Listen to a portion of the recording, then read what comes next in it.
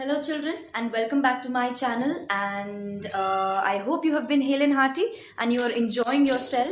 I just wish that you all are doing very well at home. You are eating healthy, you are staying healthy.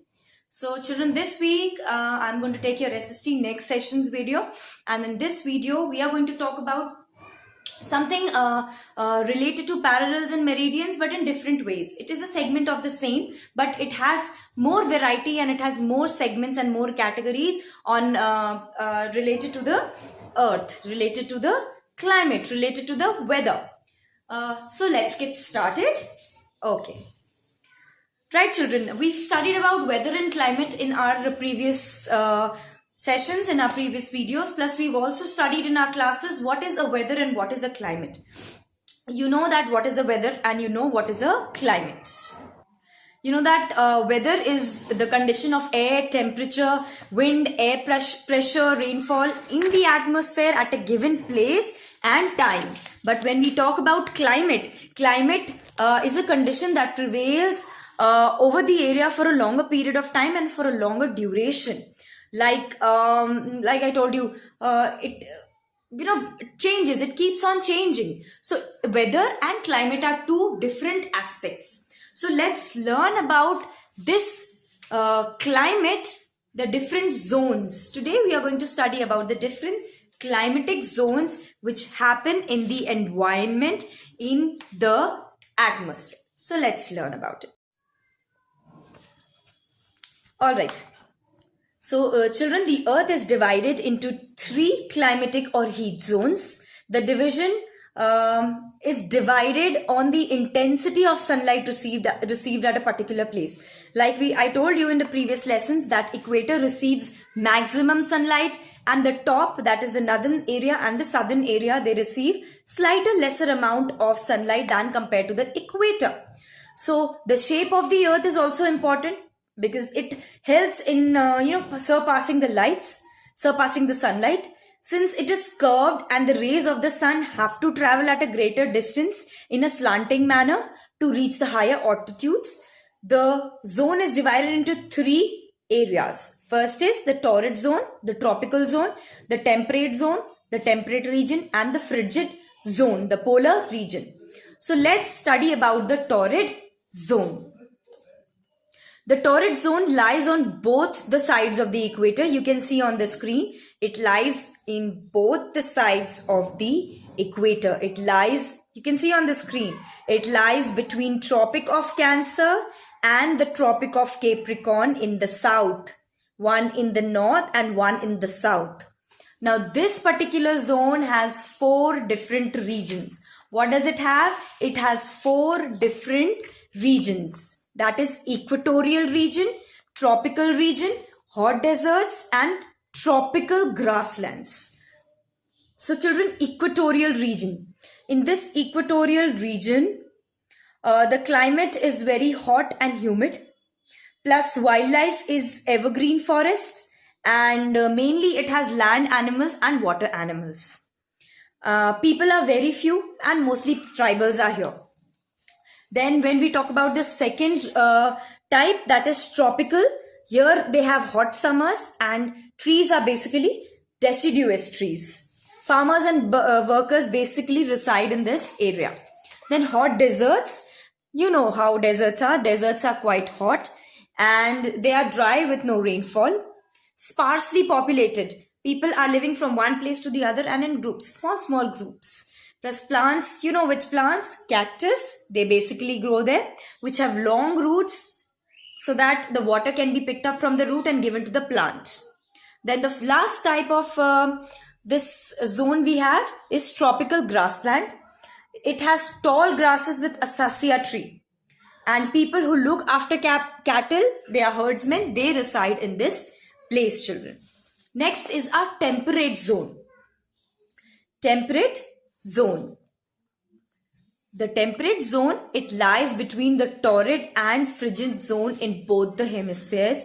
That is Tropic of Cancer and Arctic Circle in the northern hemisphere, and the Tropic of Capricorn and the Arctic Circle in the southern hemisphere. You can have a look in the screen. It is being shown to you. It is basically located in this place.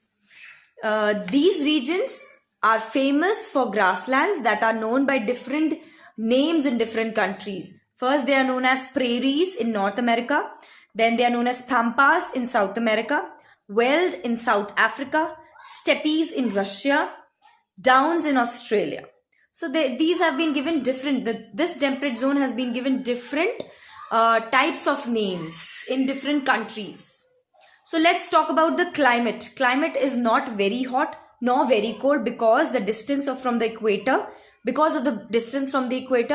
plus it experiences all the 4 seasons: summer, autumn, winter and spring. Then it has arid regions which have desert climate. Desert climate means very, very hot climate. Then it also has moderate rainfall and it gets colder as we move away from the equator. Different types of vegetation are there, and grasses and acacia trees found there. Fleshy stems are found. Big trees such as elm, beech, oak are also found.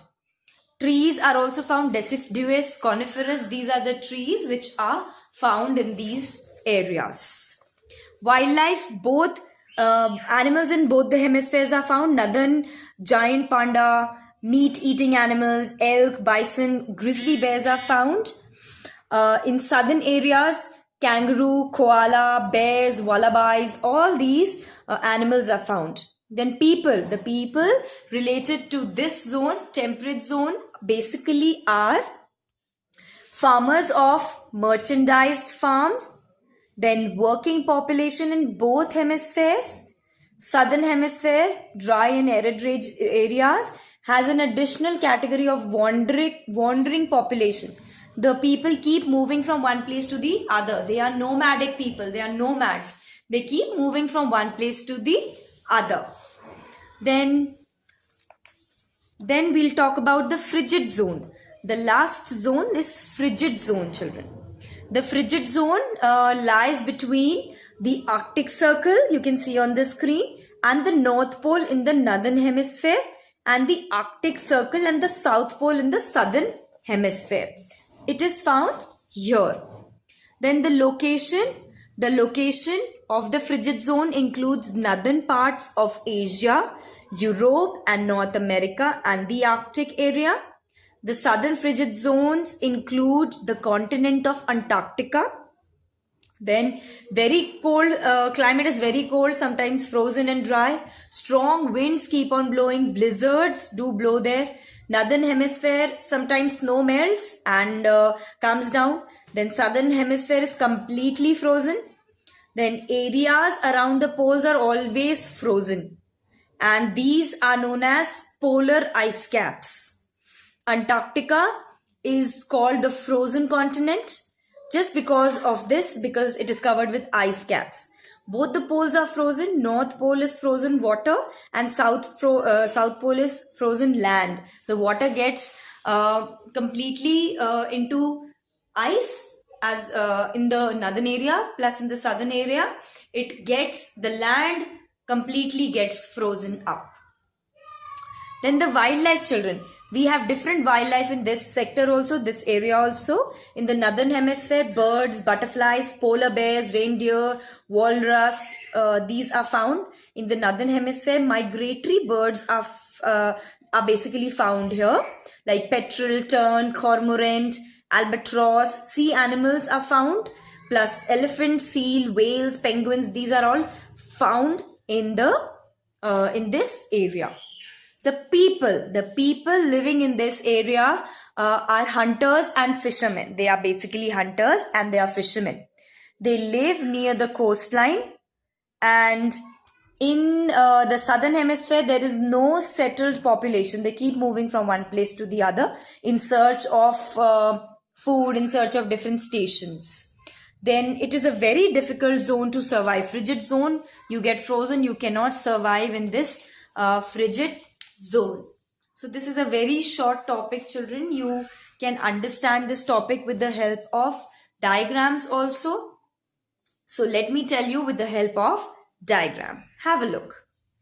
Okay, children, you can see this here on the screen.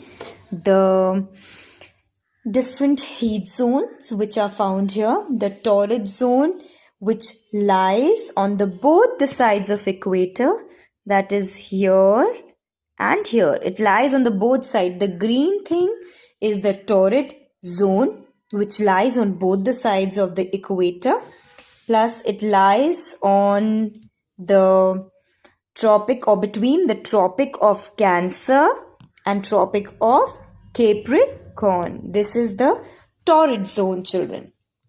Next zone when we talk about is the temperate zone, which is again in orange shade. You can see it is in the orange shade, this one.